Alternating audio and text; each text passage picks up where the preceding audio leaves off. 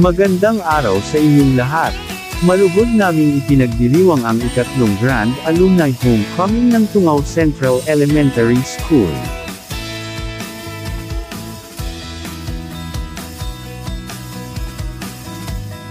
Isang araw na puno ng kasiyahan, alaala, at pagkakaisa, habang tayo'y muling nagtitipon upang ipagdiwang ang ating minamahal na paaralan.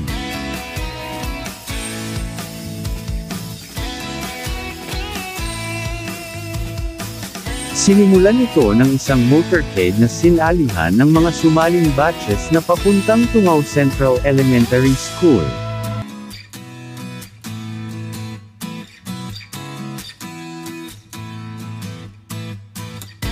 Ang selebrasyong ito ay isang mahalagang yugto ng ating paglalakbay, panahon upang balikan ang matatamis na alaala na humubog sa atin sa kung sino tayo ngayon.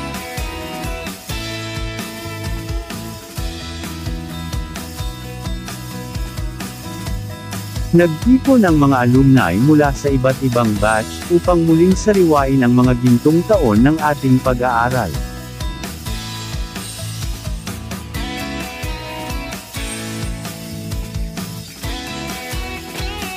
Nagsimula ang programa sa isang mainit na pagtanggap, sinundan ng makulay na parada ng bawat batch na nagbigay buhay at sigla sa ating paaralan.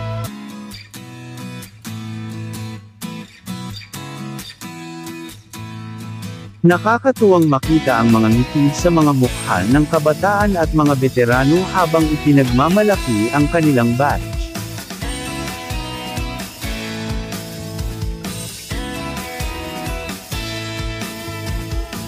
Napuno ang programa ng makabuluhang aktibidad, mga pagtatanghal ng kultura, makapukaw damdaming talumpati mula sa mga kilalang alumni, at syempre, ang pagbibigay-pugay sa ating mga guro at tagapagturo na nagpatnubay sa atin noong ating kabataan.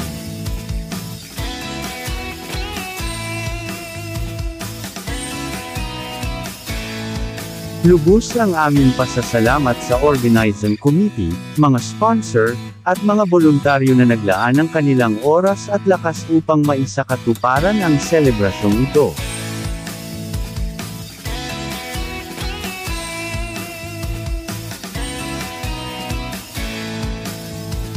Higit sa lahat ang batch 1995 na siyang naging host sa taong ito. Ang inyong dedikasyon ang nagdala sa ating alumni family na muling magkaisa.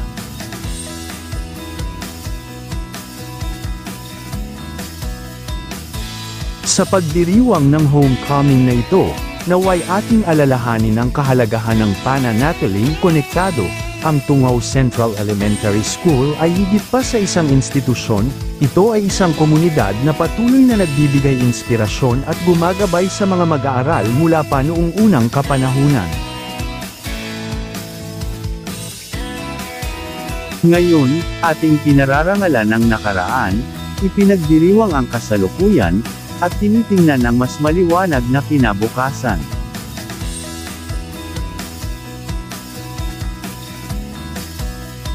Maraming salamat sa inyong lahat sa pagdalo sa makasaysayang araw na ito.